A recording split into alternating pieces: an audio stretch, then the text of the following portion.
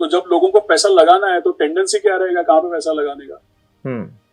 Tendency ये रहेगा भाई ये जो चीज में हमारा जब से सबसे ज्यादा पैसा बना था और जो सबसे ज्यादा गिरा है वहीं पे लोग पैसा लगाने का ट्राई करेंगे। काउंटर इंट्यूटिव है कि भाई जो मार्केट का डार्लिंग होता है और वो ज्यादा गिरता है, जरूरी नहीं है कि जब मार्केट रोटेट करे या रिकवर करे तो वही वापस उठे।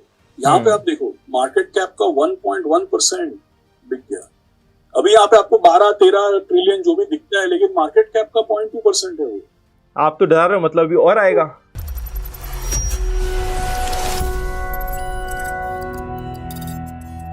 आज के दिन निफ्टी अपने टॉप से 10% टूट चुका है। मुझे पता है आप में से काफी लोगों को ऑलरेडी टेंशन होना स्टार्ट हो गया है। स्टॉक की ट्रेडिंग पोजीशंस आपकी दिक्कत में आ गई है। बाय चांस लेवरेज पे आपने पोजीशन ले रखी है तो एकदम ऐसा लग रहा है कि भाई मैं कहां पे आ चुका हूं और बहुत ज्यादा डिससैटिस्फैक्शन हो रखा है।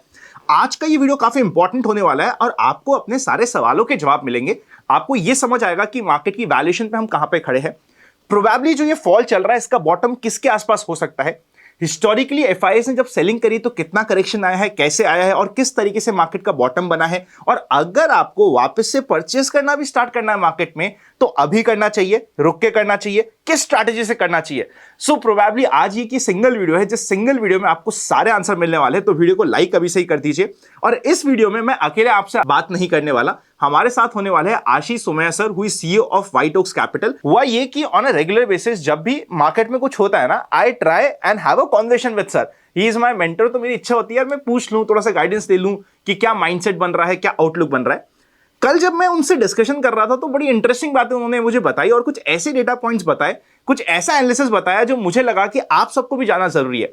इसलिए अब हम सीधा चलने वाले हैं आशीष सर के साथ और काफी इंटरेस्टिंग ये कॉन्वर्सेशन होने वाली है। टू वे कॉन्वर्सेशन चलेगी, मैं अपना भी व्यू रखूंगा, सर भी रखेंगे, कंप्लीट डेटा को एनालाइज करेंगे। काफी मजा आने वाला है। शुरू करते हैं।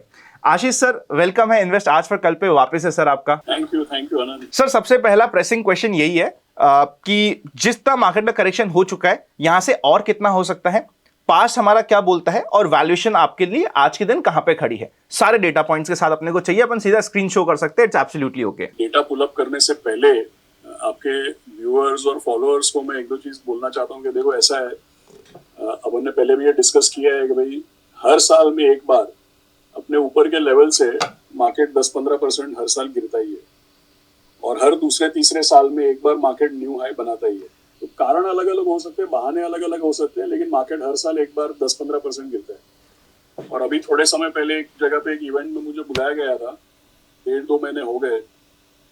वहां पे मैंने लोगों को यही स्टार्टिंग में यही बोला 2024 में 1.5-2 महीने पहले कि भाई मैंने स्टार्टिंग में यही बोला कि भाई देखो हर साल मार्केट अपने ऊपर के लेवल से एक बार 12-15% गिरता है। इस साल अब तक गिरा नहीं है। तो मैं बोलूँ कि भाई बहाने अलग अलग हो सकते हैं, गिरता मार्केट हर साल है। तो अभी आप देखो 26,200 पे जब हम गए तो 1 ईयर फॉरवर्ड पे हम लोग 23-24 टाइम्स पहुंच गए। सर इसका मतलब क्या होता है, डिटेल में समझाइए ना। मतलब कि आप देखिए कि भाई इस साल का जो अर्निंग्स है, अभी हम लोग फाइनेंशियल ईयर 2025 में हैं, करेक्ट। तो फाइनेंशियल ईयर 2025 में अगर आपको ऐसा लगता है कि भाई निफ्टी का जो अर्निंग्स पर शेयर है उसका आंकड़ा जो है, बिकॉज निफ्टी तो जैसे बोलते हैं ना बफेट साहब, प्राइस इज व्हाट यू पे, value is what you get. तो निफ्टी तो प्राइस इंडेक्स है ना, 50 कंपनियों के मार्केट कैप से निफ्टी निकलता है और निफ्टी खरीदते हैं लोग, शेयर्स खरीदते हैं, प्राइस इज व्हाट यू पे। तो मिलता क्या है सामने, कंपनियों का मुनाफा, मुनाफे की हिस्सेदारी। तो जैसे निफ्टी का इंडेक्स है वैसे निफ्टी के अर्निंग पर शेयर का भी तो इंडेक्स है ना, निफ्टी ईपीएस जिसको हम बोलते हैं, करेक्ट। तो निफ्टी ईपीएस लोगों का ऐसा अनुमान है कि भाई FY 2026 मतलब यहाँ से एक साल फॉरवर्ड आगे का जो फाइनेंशियल ईयर है उसका लोग अनुमान लगाते थे कि भाई 1150-1200 ऐसा निफ्टी का अर्निंग पर शेयर होना चाहिए। ठीक है। अभी आप देखो कि भाई अगर 26,200 पे हम लोग हैं, 26,200 डिवाइडेड बाय आप 1100 करोगे तो 22-23 ऐसा कुछ आएगा ना। तो इसलिए मैंने बोला कि भाई 26,200 पे तो 1 ईयर फॉरवर्ड ही 23-24 इस तरीके के रेंज में पहुंच गया। अब पूरी पिछली हिस्ट्री निकालते हैं तो 1 ईयर फॉरवर्ड बेसिस का एवरेज है 20 टाइम्स, 19-20 टाइम्स। तो तो बोलने का मतलब ये है कि जब हम लोग 26,200 पे थे तो वैल्यूएशन में तो मार्केट काफी आगे चल रहा था, करेक्ट। इसलिए मैंने बोला कि भाई बहाने कोई भी हो सकते हैं, जब मार्केट महंगा हो जाता है तो एक लेवल से उसको फिर से एवरेज तरफ या नीचे की तरफ आना पड़ता है। अब तब आप देखो तो हमारे यहाँ पे सब ठीक चल रहा था, लेकिन पहले क्या हुआ, अक्टूबर में वो चाइना का कुछ न्यूज आया कि भाई चाइना में गवर्नमेंट स्टिमुलस कर रही है, तो इमर्जिंग मार्केट फंड्स जो है वो इंडिया से एक्सपोजर कम करके थोड़ा पैसा चाइना में डालेंगे। उसके बाद चाइना साइड पे रह गया, ट्रम्प ट्रेड की बात स्टार्ट होने लगी। भाई ट्रम्प साहब अगर इलेक्शन जीतेंगे तो business friendly right wing president है, ठीक है। हमारे यहाँ पे भी अनंत, जब इलेक्शन रिजल्ट आता है और मार्केट का मन चाहा पॉलिटिकल फॉर्मेशन जब आता है तो हमारे यहाँ पे भी रैली होती है। अब अमेरिका में अगर एक प्रेसिडेंट जो मार्केट का मन चाहा प्रेसिडेंट है वो जीत गया और जिसको बिजनेस फ्रेंडली माना जाता है वो जीत गया अगर प्रेसिडेंट, तो वहां पे भी रैली हो रही है। और अमेरिका वर्ल्ड का सबसे बड़ा मार्केट है, तो अगर दुनिया भर से थोड़ा बहुत पैसा निकल के अमेरिका जाता है, डॉलर अप्रिशिएट होता है, तो हमारे जैसे इमर्जिंग मार्केट्स पे करेंसी और मार्केट पे थोड़ा बहुत प्रेशर बनता है। ये टेम्पररी है, इसका कोई बहुत ज्यादा जैसा मैंने बोला, पिछले साल जब मार्केट में करेक्शन हुआ तो लोगों को लगा कि भाई ये इजराइल ईरान की वजह से थर्ड वर्ल्ड वॉर हो जाएगा। उसके पहले 2023 में जब सिलिकॉन वैली बैंक डूबा तो लोगों को लगा कि भाई लेमन ब्रदर आ जाएगा फिर से। इसलिए मैंने बोला कारण अलग अलग होते हैं, बट जब मार्केट खींच जाता है तो फिर करेक्शन आता है। तो अभी कितना और आ सकता है, क्या बोल रहा है डेटा आपका? सो 2-3 स्लाइड्स में दिखाना चाहता हूँ आनंद। यहाँ पे देखिए, सबसे पहली बात, जितना लोग बताते हैं अब तक ये करेक्शन के बाद खास करके ये लार्ज कैप है। देखिए यहाँ पे सेंसेक्स की बात हो रही है, जैसा मैंने अभी थोड़े समय पहले निफ्टी ईपीएस का एग्जांपल लिया था। यहाँ पे मेरे कलीग्स ने सेंसेक्स का मतलब, ठीक है, data both are equally the same, both are equally important, both are the same. अब आप देखिए जो मैं बोल रहा था कि अक्टूबर 2024, ये है 31 अक्टूबर 2024, सेंसेक्स 79,000। अब आप देखो 5 साल पहले सेंसेक्स 40,000। अब आप देखिए ये चीज कि पिछले, अगर आप 5 साल के बेसिस पे देखते हैं, पहली बात तो ये है कि लार्ज कैप इंडेक्स को आप 5 साल बेसिस पे देखते हैं तो पिछले 5 साल में करीब करीब मार्केट डबल हुआ है और सेंसेक्स का रिटर्न है 14.6% कंपाउंडेड। लेकिन उस समय में सेंसेक्स का जो अर्निंग पर शेयर है वो 17% कंपाउंडेड है। तो 5 ईयर बेसिस पे अगर आप देखें तो ये अक्टूबर में जो करेक्शन हुआ, क्योंकि अक्टूबर में ही इंडेक्स काफी गिर चुका था, अक्टूबर से करेक्शन शुरू हुआ है, तो 31 अक्टूबर आते आते मार्केट जो है वो absolutely in line with earnings आ गया था। ये डेटा मैंने क्यों स्टार्ट किया, क्योंकि आपने पूछा कि भाई अब और कितना गिर सकता है। तो मुझे लगता है कि भाई 26,200 आप निफ्टी ले लो या 86,000 सेंसेक्स ले लो, वहां से करीब करीब 10% डिक्लाइन हमने ऑलरेडी देख लिया है। और वो 10% में ही काफी सारा मार्केट का फ्रॉथ, मुझे ऐसा लगता है कि एटलीस्ट लार्ज कैप में तो काफी सारा फ्रॉथ मार्केट का निकल गया है। तो समझो और 5-7% अगर मार्केट गिरता भी है तो बहुत ही अट्रैक्टिव अपॉर्चुनिटी बनने लगेगी। ये पहली चीज मैं आपको बोलना चाहता हूँ। दूसरा चीज अगर आप देखें, 5-7% मतलब आप कह रहे हो कि 22,500 के आसपास का आप बॉटम देख रहे हो कहीं पे? हाँ, मतलब यहाँ से निफ्टी का आप 1000 पॉइंट भी ले लो ज्यादा से ज्यादा। अरे सर, लेकिन इसमें तो हमारे small cap stocks, mid cap stocks तो बहुत टूट जाएंगे, क्योंकि स्मॉल कैप मिड कैप अभी तक टूटे नहीं है। हमेशा देखिए, रिटर्न जब वॉलेटिलिटी की बात आती है, तो वॉलेटाइल मार्केट बोल दो, हाई बीटा मार्केट बोल दो, इसमें स्मॉल एंड मिड कैप का अप्रिसिएशन भी ज्यादा होता है, टूटने पे थोड़ा टूटता भी ज्यादा है, करेक्ट।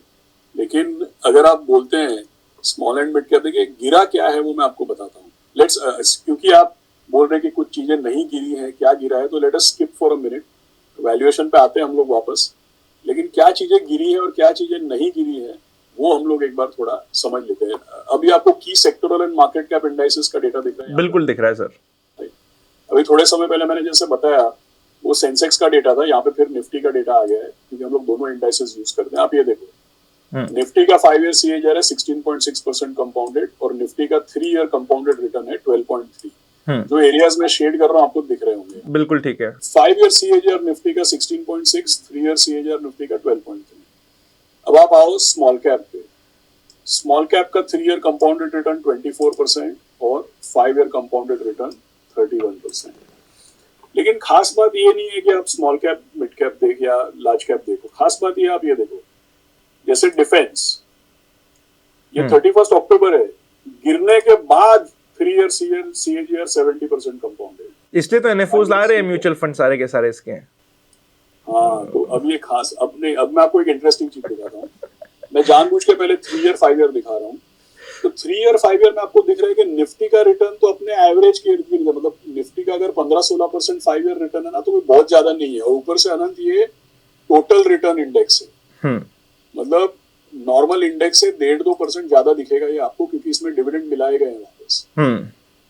तो अगर आपको निफ्टी का रिटर्न 3 ईयर बेसिस पे 11-12%, 5 ईयर बेसिस पे 14-15-16%, ये जो अगर दिख रहा है ना, तो इसमें तो कोई अति नहीं हुई है। अब ये देखो अति हुई कहाँ है। तो डिफेंस 70 एंड 53। तो आप देखो PSU बैंक, फिर आप देखो PSU 40% compounded, PSU bank 35% compounded. इसके मुकाबले आप बाजार के बड़े बड़े सेक्टर्स देखो, IT 7.6% compounded, private sector bank 8.5% compounded, पूरा फाइनेंशियल सर्विसेज 9%, पूरा बैंकिंग इंडेक्स 10.5, ESG अच्छे गवर्नेंस की गुड क्वालिटी कंपनीज 11%, राइट। फिर आप देखो इतना बड़ा FMCG 17%, हेल्थ केयर अभी अभी चला है बट फिर भी 19%। तो आपको दिख रहा है कि भाई अति कहाँ पे हुई है 3 ईयर 5 ईयर बेसिस पे। अब 3 ईयर 5 ईयर छोड़ो, अब रिसेंट टाइम्स में आओ। अब ये देखो यहाँ पे लिखा है सिंस 52 वीक हाई। तो सिंस 52 वीक हाई, जैसा हमने बोला 31 अक्टूबर को अभी और गिरा है, लेकिन तब तक 10% हो गया अभी आज के दिन, ठीक है, तो 10% हो गया। लेकिन उस समय में देखो डिफेंस -23, PSU -12.8। आपको दिख रहा है ये सब बहुत ही भारी लाल कलर में है, ये सब पिंक और व्हाइट है, ठीक है, राइट। सो मार्केट में देखो अनंत, जितना मार्केट गिर रहा है ना, उससे कई ज्यादा सेक्टर रोटेशन हो रहा है। और आप जैसे बोल रहे थे ना करेक्शन, आप small cap mid cap level पे मत देखो, भारी करेक्शन ऑलरेडी हो रहा है। मतलब निफ्टी 10% है, लेकिन भारी करेक्शन हुआ है ब्रॉडर मार्केट में। तो क्या सर इस डेटा के बेसिस पे क्या मैं ये भी अज्यूम कर सकता हूं, अगर मुझे आज के दिन कहीं पे पोजीशन बनानी और डेटा में मेरे को दिख रहा है, तो probably financial services, IT, banking ये एक बेटर सेगमेंट्स हो सकता है, बिकॉज ये इतना परफॉर्म नहीं किया है, कंपैरेटिवली अंडर परफॉर्म किया है। सी एब्सोल्युटली राइट। क्योंकि दो चीजें मैं आपको बोलना चाहता हूँ कि भाई अनंत, यू ऑल्सो नो कि जब क्या होता है, अभी समझो कि हम थोड़े समय में लोगों को बोलेंगे कि भाई, जैसे मैंने बोला कि भाई अगर थोड़ा और 5-10% मार्केट 5-7% गिरता है तो अट्रैक्टिव हो जाएगा। फिर लोग क्या बोलेंगे, चलो अभी हम बॉटम के नीचे के लेवल में पैसा डालते हैं। फिर बात आएगी कि पैसा लगाना कहाँ पे। मैंने क्या देखा है कि नॉर्मल टेंडेंसी क्या होती है कि भाई जहां पे हमने पहले पैसा लगाया और जहां पे हमारा बहुत पैसा बना, विच इज ऑल दिस, ये जो ग्रीन चीजें है यहाँ, अब वही चीजें ज्यादा गिरी है। तो जब लोगों को पैसा लगाना है तो टेंडेंसी क्या रहेगा, कहाँ पे पैसा लगाने का? टेंडेंसी ये रहेगा भाई ये जो चीज में हमारा जब से सबसे ज्यादा पैसा बना था और जो सबसे ज्यादा गिरा है, वहीं पे लोग पैसा लगाने का ट्राई करेंगे। लेकिन काउंटर इंट्यूटिव है कि भाई जो मार्केट का डार्लिंग होता है और वो ज्यादा गिरता है, जरूरी नहीं है कि जब मार्केट रोटेट करे या रिकवर करे तो वही वापस उठे।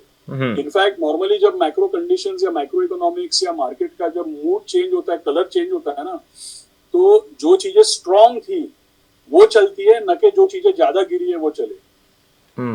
ये बाय द वे काफी इंपॉर्टेंट लाइन थी, इंपॉर्टेंट कंक्लूजन था। आई होप आपको मजा आ रहा होगा। मजा आ रहा है तो वीडियो को लाइक जरूर करते जाना, क्योंकि ये बड़ा इंटरेस्टिंग एनालॉजी आपको बताइए कि यूजुअली क्या होता है, जो टूटता हम सिर्फ उसके पीछे भागने की कोशिश करते हैं। रादर हमें ये देखना चाहिए कि कौन से काउंटर स्ट्रांग है, जो टूटने में कम टूटे, रादर अपनी स्ट्रेंथ शो कर रहे हैं। प्रोबेबली नेक्स्ट रैली के, next round of bull run के वो मेन पार्टिसिपेंट्स हो सकते हैं, जिसके ऊपर आपको ध्यान रखना चाहिए। एब्सोल्युटली, आपने मतलब मेरे से बेटर समझाया, तो that is the whole point. तो सर मतलब मैं आपका सेगमेंट अभी हम आपका समझ पा रहे हैं, तो is it repeat of 2020 by any chance? अरे नहीं, 2020 तो बहुत ही, आप इसको 2020 को तो आप डेफिनेटली बहुत ही बड़ा, मतलब so called in hindsight black sworn event बोलेंगे। 2020 तो भाई अति हो गई, बहुत ज्यादा हो गया। देखो ना 2020 में तो भाई निफ्टी 8,700 तक गया था। अब देखो कई लोग ऐसा बोलते हैं ना कि बाजार बहुत चल गया, बहुत चल गया। इसमें थैंकफुली 31 अक्टूबर का डेटा है ना, तो 31 अक्टूबर 2024 का डेटा है, इसलिए हम लोग 4 इयर्स बैक जाएंगे तो अक्टूबर 2020 आएगा, और 5 इयर्स बैक जाएंगे तो अक्टूबर 2019 आएगा। अभी 1 मिनट के लिए अनंत आप मेरे को बताओ, अक्टूबर 2019 और अक्टूबर 2020, अक्टूबर 2019 40,000 सेंसेक्स, अक्टूबर 2020 39,000 सेंसेक्स। ये दोनों के बीच में क्या हुआ था बताओ मेरे को। कोविड आ गया, क्रैश हो गया मार्केट। दिखता है क्या डेटा में? वो 25,000 गया था ना मेरे ख्याल में सेंसेक्स। हाँ सर, लेकिन हमें डेटा में ये भी तो दिख रहा है कि जितना एफआईएस ने कोविड में सेल नहीं किया था इतना अभी सेल कर दिया, तो एफआईएस तो बेच के भाग रहा है। एफआईआई पे आता हूं मैं, एक मिनट ये कोविड का मैटर सेटल करते हैं, क्योंकि आपने पूछा कि इज इट लाइक 2020। देखो क्या है, ये दोनों के बीच में ना एग्जैक्टली मार्च 2020 ये दोनों के सेंटर पॉइंट में ना 25,000 सेंसेक्स गया था। लेकिन एक मिनट के लिए उसको लुक थ्रू करो तो अक्टूबर 2019 40,000 ईपीएस 1500, अक्टूबर 2020 39,000 ईपीएस 1600, मानो कुछ हुआ ही नहीं है बीच में। राइट? तो बोलने वाली बात क्या है कि इसके बीच में 25,000 गया था भाई, लेकिन 25,000 क्यों गया था? क्योंकि थोड़े समय के लिए हमने मान लिया कि कोविड का केस फेटालिटी रेट 5% होएगा, वैक्सीन तो 10 साल में आएगा। आपको याद है मार्च 2020 में आरबीआई गवर्नर ने आके मोरेटोरियम अनाउंस कर दिया, फाइनेंस मिनिस्टर आरबीआई गवर्नर बोला कि भाई एनपीए तो रिकॉग्नाइज ही मत करना, क्योंकि एनपीए रिकॉग्नाइज करने जाओगे लोग पैसा देंगे नहीं, आपको पूरा कैपिटल अपना राइट ऑफ करना पड़ेगा, बैंकों का नेटवर्क साफ हो जाएगा। इसलिए जब 25,000 सेंसेक्स गया, वो क्यों गया? क्योंकि हमको ऐसा लगा कि भाई अभी सब खत्म हो जाएगा, दुनिया खत्म हो जाएगी। ठीक बात है, लेकिन वो जो वर्स्ट केस सिनेरियो हम सोचते थे वो वर्स्ट केस सिनेरियो तो हुआ नहीं ना। तो मार्केट ज्यों का त्यों वापस बाउंस बैक हो गया। तो ये 2020 वाला तो सिनेरियो तो कुछ अभी ऐसा देयर इज नथिंग। देखिए, जो चीज हमको नहीं पता है वो तो हमको नहीं पता है, लेकिन 2020 जैसा तो कुछ हुआ नहीं है। अभी 10% करेक्शन है, ठीक है।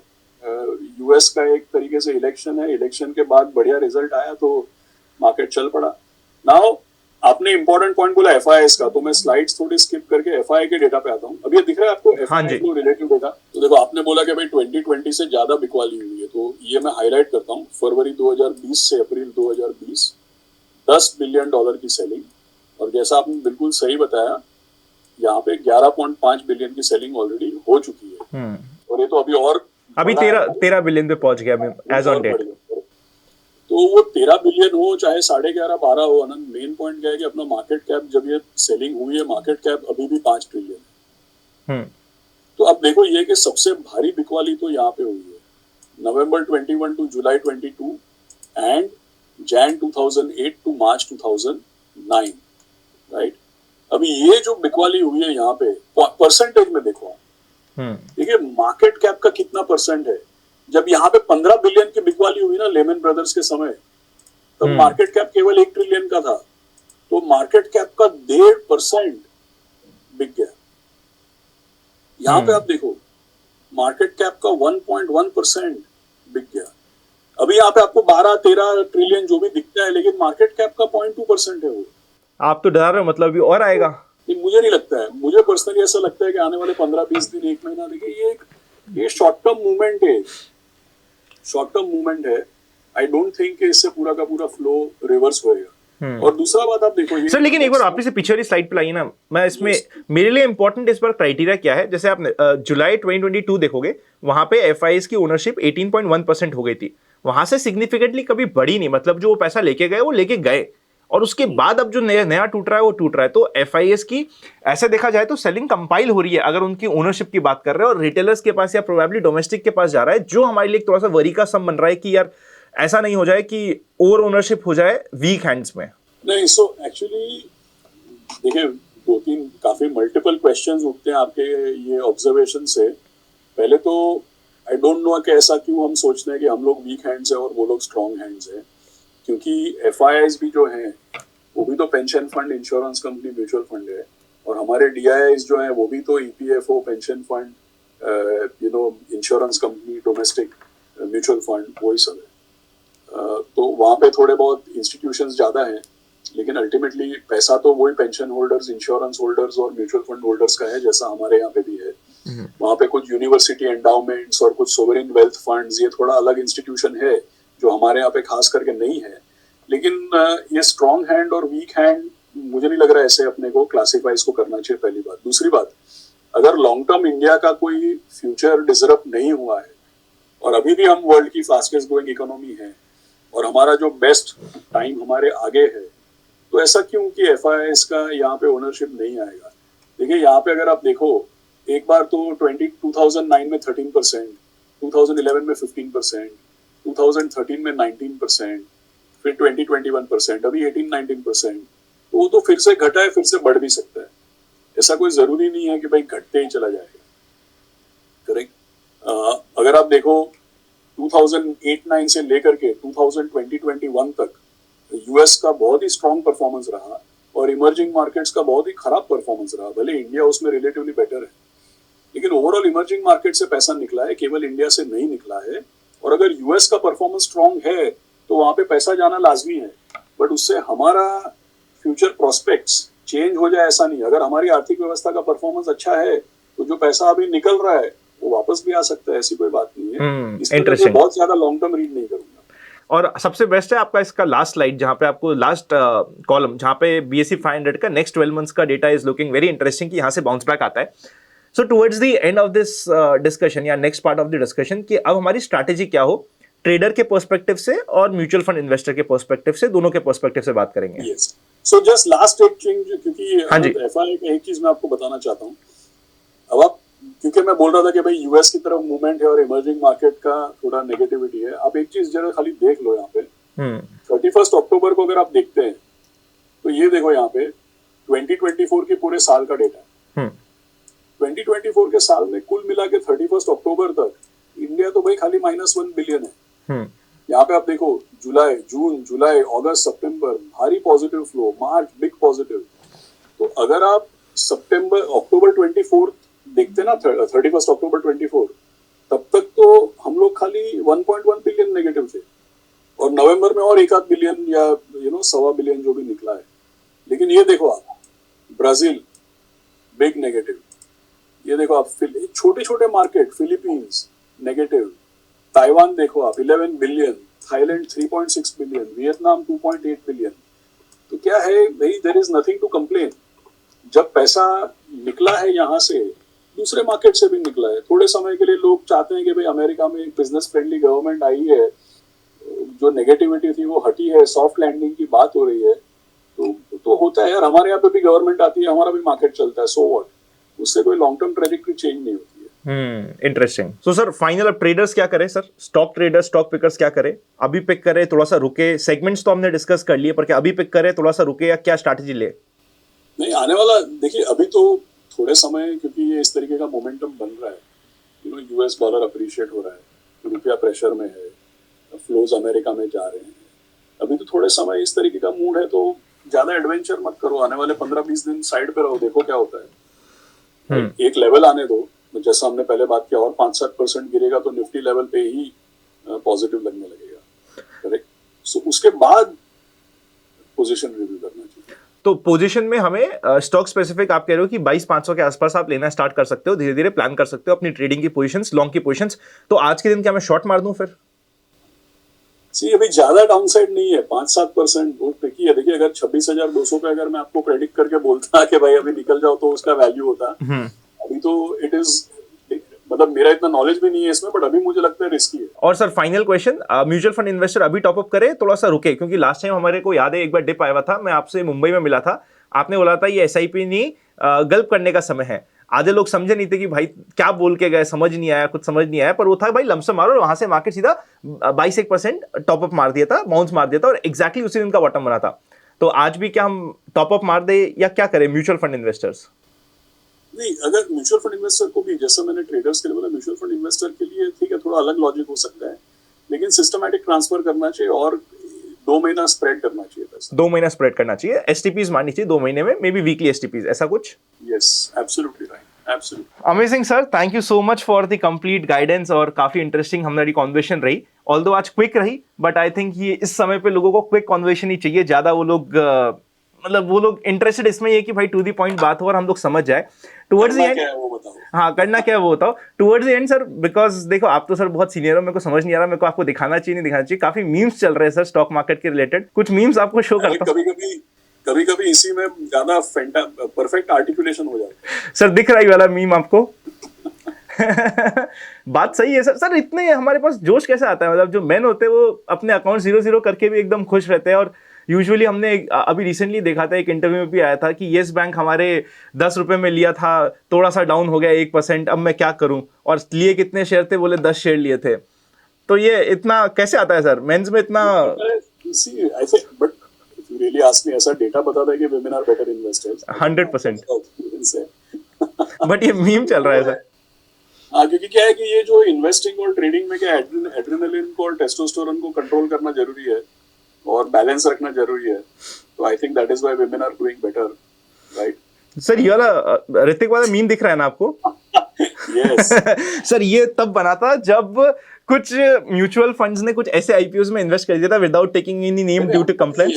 नहीं, हमको भी आया था ना ये मीम. मैं डर रहा था कि मैं ये आपको दिखाऊं या नहीं दिखाऊं, फिर मैंने कहा दिखा देते, देखा जाएगा. नहीं, मामा अर्थ का जब आईपीओ आया तब बोला गया था, ठीक है उसमें तो फिर पैसा बना लो. तो जो भी मीम्स बनते हैं उसके ऑपोजिट करना चाहिए. हाँ, और ये सबसे ज्यादा चल रहा है अभी सर. कौन सा टिप बाय की? हमने बोला ना आखिरी में, और रुको एक महीना. हमने तो बोल ही दिया भाई रुको एक महीना. चलो फाइनल मीम ये एफआईएस को बोल रहे हैं हम लोग. नहीं, ये लोग अपना जिंदगी बना रहे भाई. अच्छा ये बना रहे हैं.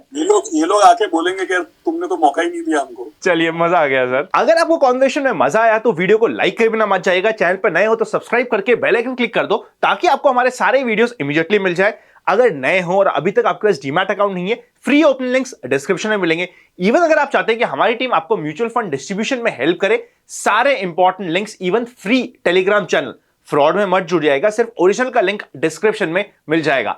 Happy learning and I will see you very soon.